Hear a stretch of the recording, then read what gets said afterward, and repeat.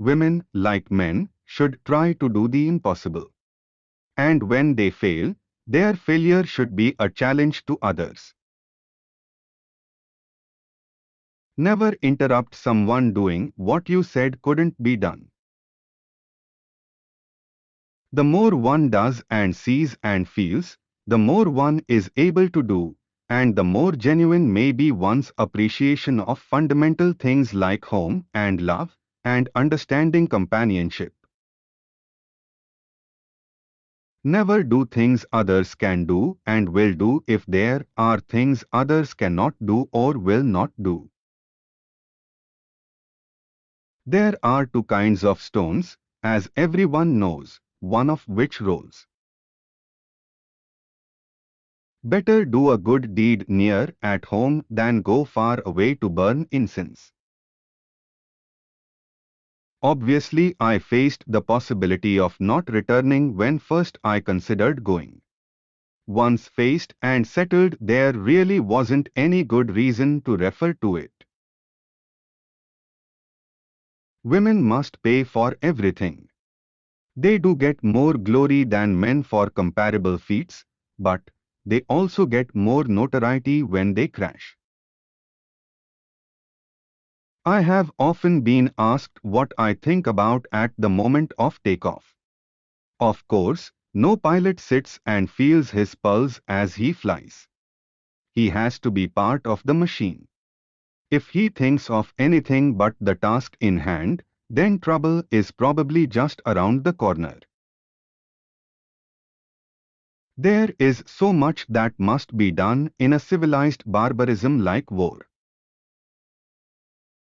Among all the marvels of modern invention, that with which I am most concerned is, of course, air transportation. Flying is perhaps the most dramatic of recent scientific attainment. In the brief span of 30-odd years, the world has seen an inventor's dream first materialized by the Wright brothers at Kitty Hawk become an everyday actuality. Aviation, this young modern giant, exemplifies the possible relationship of women and the creations of science. Although women have not taken full advantage of its use and benefits, air travel is as available to them as to men. Mostly, my flying has been solo, but the preparation for it wasn't. Without my husband's help and encouragement, I could not have attempted what I have.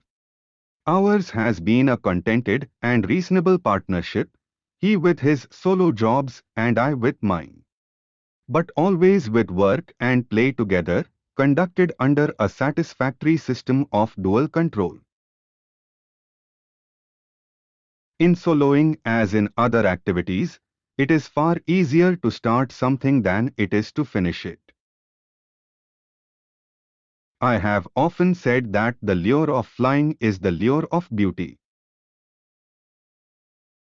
Aviation offered such fun as crossing the continent in planes large and small, trying the whirling rotors of an autogyro, making record flights. With these activities came opportunity to know women everywhere who shared my conviction that there is so much women can do in the modern world and should be permitted to do irrespective of their sex.